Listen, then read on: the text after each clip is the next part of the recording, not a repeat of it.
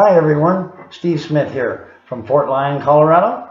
It is Tuesday, February 20th, 2018.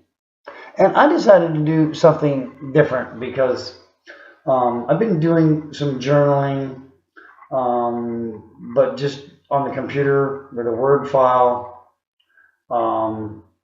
because we don't really have writing tablets here. They don't have a great deal of resources sometimes for stuff like that. So I was doing it on the computer, and it got to be ridiculous because I'd have to stop and do a comma, and then I'm losing my train of thought, and I'm so obsessive compulsive about it that, you know, the spelling's got to be right, and so like I say, it got to be ridiculous. So I decided to start doing some video journaling. We're going to see how it goes. Although this camera on this computer sucks. It's all wavy and makes me look stupid, and the lighting in here is terrible. Oh my God. Anyway, so I'm going to do some video journaling, and I might have to do it on my phone because I actually got a better camera. And I look better on it too. But today was an interesting day. So I wrote, I'm sorry. I wrote some of you about Ken and his episode here, and after you know, he got carted off to detox, and I was in the room. I was listening to some music. I'm stuttering. I haven't been drinking. I figured something out. I was like, well, you know, I'm able to actually, you know, help, but not help to the extent where I get sucked back into it, which is what has happened to me sometimes in the past. And I could have, like, sort of totally diffused that situation. I could have, you know, brought him in here and, you know, got him in here so he didn't get caught and did whatever we did in here or whatever, and then but he kind of had it made up in his mind that he was going to leave. I think he had just gotten a bunch of money, you know, for a refund for a college grant for going to college. He had like $800. So he's had it in his little mind to do this, so he won't come back. But it did teach me that I'm able to sort of, you know, to help or try to help, and without putting myself in jeopardy. I was able to say no. I was able to say no. We don't. That's not why I'm here. I don't want to do that. So and I didn't have to go tell staff or anything because you know, normally, you know, in my experience, people like that, they tell on themselves. So, usually. So, I felt good about that, but I'm able to actually sort of make that distinction and draw a line of where I can go and where I can't. And so that was an interesting learning experience.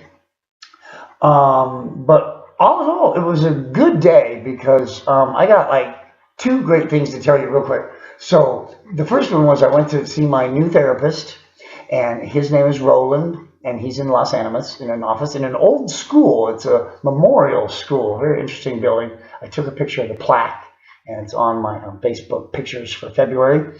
Pictures, not the videos. And he seems very confident. He seems very enthusiastic and very energetic. He really liked what I had to say about what I've been doing, and he can really sort of feel my vibe there. I'm sort of really trying to really change my life, you know, for once and for all, and quit messing around.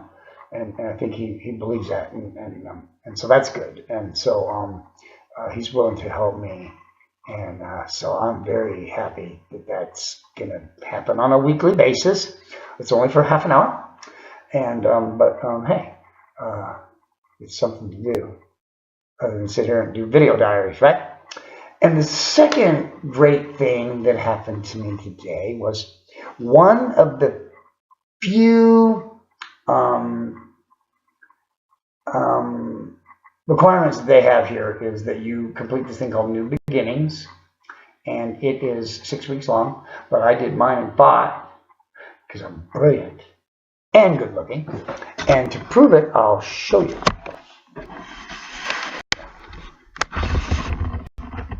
So there it is. Bam! Look at that. Wow. It says, well, kind of backwards. I forgot about Steve. It says Steve Smith, trust me. But anyway, that'll allow me to do other things like do what they call a work module, where you can get a job here. It's usually only a couple hours a day for like 4 or 5 days. Sweeping the floor or in the kitchen, or I want to go into the library. So I might have to wait. I might have to do something else or wait, because I think there's probably a waiting list because everyone wants to be in the library. I don't know why. But, because I can tell you why. Because there's computers, books, fish tanks, okay, tropical fish, stray cats, and stray people. There's 5 things going on for the library, okay? Plus you get paid $20 a week, okay? And I could just, live in there. I don't have to really even go home. I can just stay there. Yeah, hey. I'm in there anyway all the time, so I might as well just get paid for it, right? So I'll do that. Hopefully. That's the plan. I haven't actually talked to the case manager yet, because every time I talk to her, she tells me no. So I'm not going to ask her for a while. So because I asked her for a writing tablet. I don't have a writing tablet. I asked her for a fax. Oh, my fax machine is broke. I'm like, do I have to go to town for everything? So apparently, if you want something done right around here, you gotta do it yourself. It's one thing I've learned. You gotta be proactive around here. And they'll give you food and blankets and support, but the rest of it you gotta do yourself, which is fine. I like doing that, so that's cool. That's great. So I got my only requirement out of the way, and then another.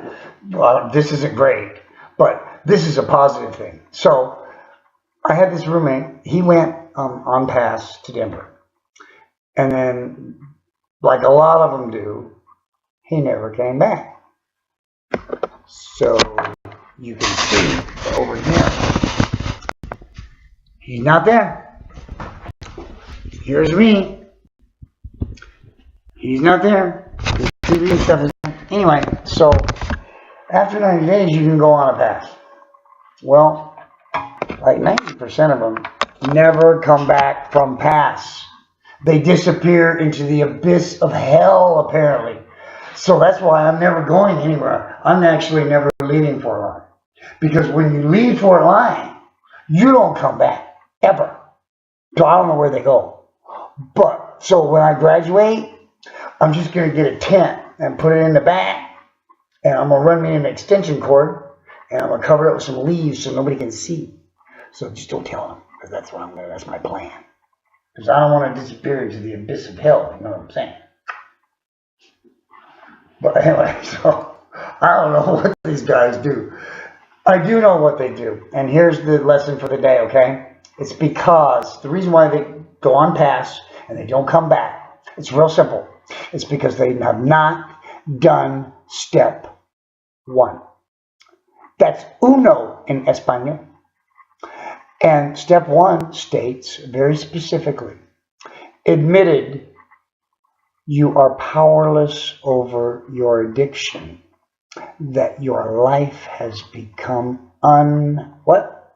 manageable. Bingo!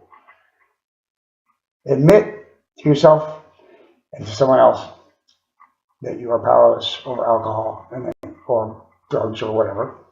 Sex, drugs, rock and roll, gambling, whatever. Food. Video diarying. And that your life has become unmanageable. And they won't do that. And I must admit, it is an extremely difficult thing to do, because when I really got here and I really started analyzing the steps, and I thought about it, I'm like, ooh, this is not going to work. Admitting that I'm powerless over something? Not going to happen, right? Look into my eyes. So it's a very difficult step, in all seriousness, to admit that. It's the most difficult step. I would like to say that it gets easier after you do step 1, but it really doesn't. But the challenge is, it's not as challenging to go through the other steps. because you have done the hardest step, which is really literally, admitting that you're literally and figuratively and physically and emotionally and spiritually powerless. That's a big one. I mean, that gets everybody. They're like, I don't really think I'm powerless. But I admit that. I know that. It's pretty evident. So anyway, we were discussing in community group, community room one day. I think it was last week, and one of the speakers said that he was surprised at how little the success rate is for people in recovery. And he said something interesting. He said the reason why is because recovery takes practice. And it takes a lot of work, and it's a lot of practice. And you have to practice it every day, which is why they tell you, one day at a time, 24 hours a day, 24-hour periods, or even sometimes minute by minute or hour by hour. And that is literally true. And I can tell you that for a fact because I did that the first 30 days. I literally lived 24 hours a day because I didn't know what the hell was going to happen. What the hell I was going to do. What was going to happen next. So I just quit worrying about it. I had to shut that out of my brain. I had to stop. I had to shut my brain down, literally. And just live in the moment. And quit living in the past. And quit living in the future. Because the only reality I have is right now. Doing this video diary right now. That's the only reality. There's no tomorrow. There's no yesterday. There's only now. And it took me about 20 or 30 days to really sort of get that through my skull, that there's no tomorrow. It's only today. So today I'm doing pretty damn good. So I want everybody to know that I love you. I miss you. I can feel your support and your prayers. And I feel your high frequency vibrations all the way from Fort Lyon, Colorado. Okay? Thanks, guys. See you later. Bye-bye.